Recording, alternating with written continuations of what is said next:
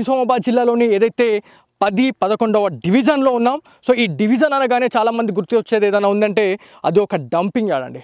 ఈ dumping yard ఇలా ఎంతమంది ఉసురు తీసుకుంటుందని చెప్పేసి అంటే ఇలా లెక్కనే లేదని చెప్పుకోవాలా. హిందువులు అతి పవిత్రంగా భావించేటువంటి టెంపుల్స్ ఇలా నేలమట్టం అయిపోతూ ఉన్నాయి, ఇలా కనుమరుగు అయిపోతున్నాయని చెప్పేసి చెప్పిన వాళ్ళు ఇవాళ నాగారంలోని డంపింగ్ యార్డ్ నియర్ బైలో ఉన్నటువంటి 10-11వ డివిజన్కి సంబంధించినటువంటి ప్రజలు ఎవరైతే ఉన్నారో చాలా పవిత్రంగా ఈ టెంపుల్ని అయితే వాళ్ళు ఏర్పాటు చేసుకోవడం జరిగింది. యాక్చువల్లీ మనం టెంపుల్స్ అనగానే చాలా నియమనిష్టలతో పూజిస్తాం. ఇలా చూడుర్రి, ఇలా దేవుళ్ళకు కూడా ఇలా చెత్తలో ఉండే పరిస్థితి కాడికి వచ్చిందంటే ఆలోచించండి. ఇది మైసమ్మ టెంపుల్ అండి. ఇది 35 నుంచి 40 సంవత్సరాలుగా ఇక్కడ అమ్మవారికి వాళ్ళు ఇక్కడ అమ్మవారిని నిలుపుకొని వాళ్ళు పూజాది కార్యక్రమాలు చేస్తుంటుండే.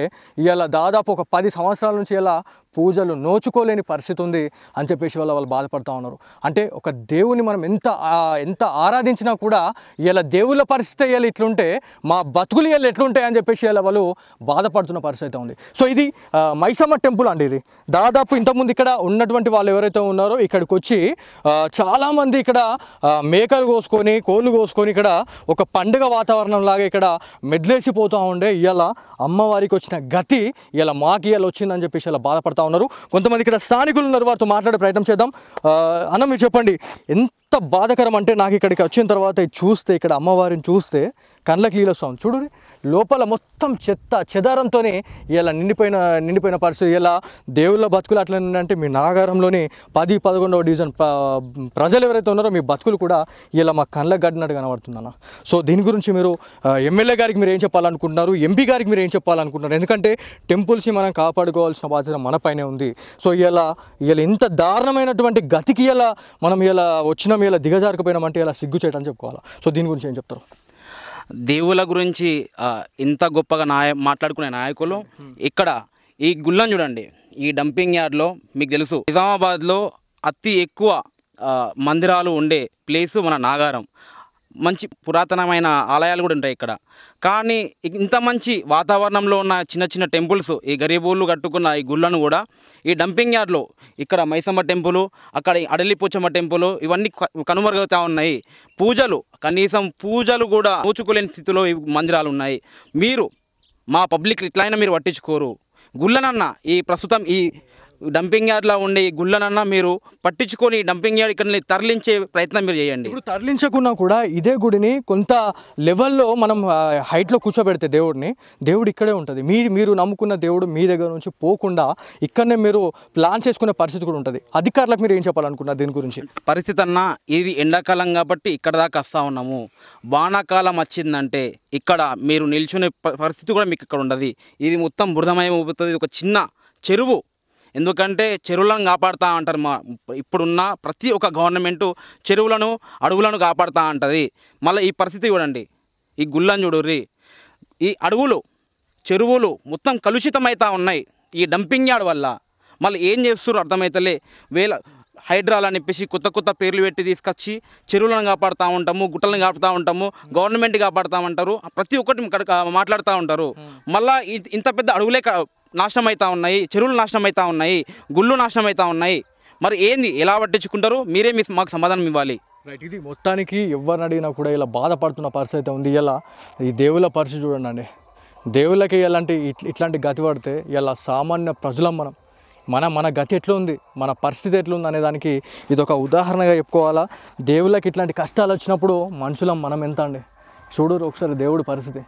ఒకప్పుడు దాదాపు చాలామంది ఇక్కడికి వచ్చి నోములు నోచుకొని ఇలా పూజలు చేసుకొని ఇలా అమ్మవారికి ఇలా మొక్కే పరిస్థితి ఉంటుండే. ఇలా పూజలు కూడా నోచుకోలేని పరిస్థితి ఉంది. ఇలా ఇట్లాంటి దారుణ పరిస్థితుల్లో మనం ఉన్నాం అని చెప్పేసి వాళ్ళు బాధపడుతున్న పరిస్థితి ఉంది. సో ఇది ఖచ్చితంగా నిజామాబాద్ హిందూ బంధువులందరికీ ఈ వీడియో అయితే షేర్ చేయండి. వీడియో చూసిన తర్వాత friends and family members share చేసిన తర్వాత మీ తోటి అధికారులు ఎవరైతే ఉన్నారో మీ ఫ్రెండ్స్ అండ్ ఫ్యామిలీ మెంబర్స్లో ఖచ్చితంగా అధికారులు ఉంటారు, పొలిటీషియన్స్ ఉంటారు, వాళ్ళకి చేరవేయండి. ఇక్కడ ఇవాళ ఇంత దారుణ పరిస్థితిలో మనం ఉన్నామంటే ఒక్కసారి ఆలోచించుకోండి. దాంతోపాటు నేను ఇంకొక విషయం కూడా నేను మాట్లాడదలుచుకున్నా. ఇక్కడికి వచ్చిన మెయిన్ మోటో ఎవరైతే నాగరంకి సంబంధించినటువంటి ప్రజలు ఎవరైతే ఉన్నారో చాలామంది సఫర్ అవుతున్నది ఏంటంటే ఈ అగ్గి పెట్టేసిన తర్వాత పొగతోనే చాలామంది అతలకుతమవుతూ ఉన్నారు. ఆ విష వాయువులు పీల్చుకున్న తర్వాత పరిస్థితి ఎంత దారుణంగా ఉందంటే వాళ్ళు అన్కాన్షియస్ అయిపోతూ ఉన్నారు, వాళ్ళు బ్రీతింగ్ తీసుకోలేని పరిస్థితుల్లో వాళ్ళు పడిపోతూ ఉన్నారండి. ఇలా పడిపోతూ ఉన్నారు. ఒక్కసారి చూడుర్రి ఎంత దారుణ పరిస్థితిలో ఉన్నాం మనం. ఇది చూడుర్రి, ఈ నుంచి చూడుర్రి. మీకు ఇప్పుడు నేను ఎట్లయితే ఉన్నానో నాతో పాటు మనకి రైట్ సైడ్ మీరు చూసుకుంటే మొత్తం పొగ మంచండి. ఏందో మనము హిమాలయాల్లో మనము ఉన్నట్టుగా కనిపిస్తూ ఉంది. హిమాలయాలు కాదు, నిజామాబాద్ జిల్లాలోని డంపింగ్ యార్డ్ హిమాలయాలు అని చెప్పుకోవాలి ఇవి. ఇలా పరిస్థితి ఎంత దారుణం ఉందంటే ఇది ఈ టైంలో ఇట్లుంటే పట్ట పగలి అలా మనకి నార్మల్గా మేలో ఇంకా సిచ్యువేషన్ ఎట్లా ఉంటుంది, చిలికి చిలికి గాలివాన అయినట్టు పూర్తిగా ఇదంతా కూడా పొగతోని కమ్ముకొని పోతుంది. ఇండ్లలో పూర్తిగా ఈ విషవాయువులు వచ్చి చేరుకోపోతాయి. అప్పుడు మేము ఇట్లాంటి గాలి తీసుకొని మేము ఎట్లా బతకాలా, ఎట్లా సావాలా అని చెప్పేసి వాళ్ళు మాట్లాడుతూ ఉన్నారు. మనం కూడా ఇక్కడికి వచ్చిన తర్వాత బ్రీతింగ్ తీసుకొని పరిస్థితి ఉందండి. లోపలికి వచ్చినామంటే డెఫినెట్లీ మనం ఒక మాస్క్ యూజ్ చేయాల్సిందే. మాస్క్ యూజ్ చేయకపోతే ఖచ్చితంగా మనం ఏదో ఒక సమస్యతోని మనం హాస్పిటల్ బారిన పడే అవకాశం ఉంటుంది. నేను ఎందుకు ఈ మాస్క్ వాడుతున్నానంటే మన ప్రాణాన్ని మనమే కాపాడుకోవాలి.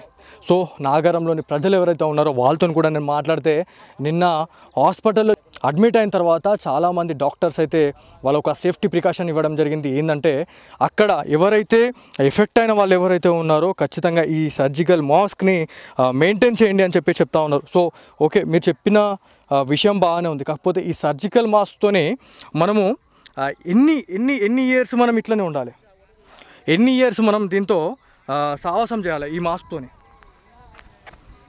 మీరే చెప్పండి. ఎన్ని ఇయర్స్గా ఇది అసలు చూడుర్రి. ఇప్పుడు మళ్ళీ ఎక్కైంది గాలి ఎటు వీస్తే అది అటు వస్తుందండి. ఇప్పుడు మన సైడ్ వచ్చింది గాలి, ఆడ నుంచి ఇటు వస్తున్నది. చూడుర్రి మొత్తం వెనుక ఏదైతే కనిపిస్తుందో ఇది మొత్తం మనం ఒక 10-15 నిమిషాలు ఉంటేనే మనం ఇక్కడ ఉండలేకపోతున్నాం, బ్రీతింగ్ తీసుకోలేకపోతా ఉన్నాం. మనం ఇక్కడ నిరంతరం 24 గంటలు ఉండేవాళ్ళు దాదాపు 10 సంవత్సరాల నుంచి 15 సంవత్సరాల నుంచి ఇలా ప్రాణాలతో కొట్టిమిట్టాడుతూ ఉన్నారు, ఇవాళ ఫైట్ చేస్తున్నారు అని చెప్పేసి కూడా వాళ్ళు చెప్తున్న పరిస్థితి ఉంది. సో ఇది మొత్తానికి నాగారంలో ఉన్నటువంటి సిచ్యువేషన్. 10-11వ డివిజన్ ప్రజలు ఎవరైతే ఉన్నారో వాళ్ళు ఇలా ఇట్లాంటి బతుకులు అంటే ఇట్లాంటి చెత్త కుప్పల్లో ఇలా రోజులు ఎలా తీస్తున్నారు అని చెప్పేసి వాళ్ళు చెప్తా ఉన్నారు. సో ఇది ఇవాళటి స్పెషల్ స్టోరీ. ఖచ్చితంగా ఈ వీడియోని ఫ్రెండ్స్ అండ్ ఫ్యామిలీ మెంబర్స్కి షేర్ చేయండి. దాంతోపాటు పొలిటికల్ లీడర్స్ ఎవరైతే ఉన్నారో వాళ్ళందరికీ కూడా ఈ వీడియో అయితే అంకితం అని చెప్పుకోవాలి. ఎందుకంటే ఇలా బతుకులు ఇవి చూసిన తర్వాతనైనా వాళ్ళ దగ్గరికి వచ్చి మనం పరామర్శించడం కావచ్చు, లేకపోతే ఒక భరోసా ఇస్తారనే ఒక నమ్మకంతోనైతే ఈ స్టోరీ ఇచ్చేయడం జరిగింది.